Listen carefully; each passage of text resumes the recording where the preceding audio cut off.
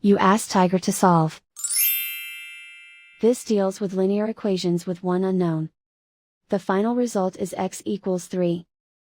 Let's solve it step by step. Simplify the expression.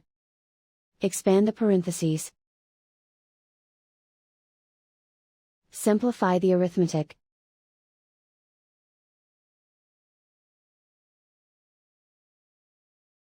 Group all constants on the right side of the equation.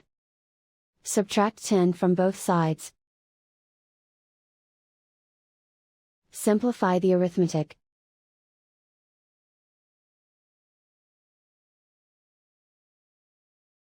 Isolate the x.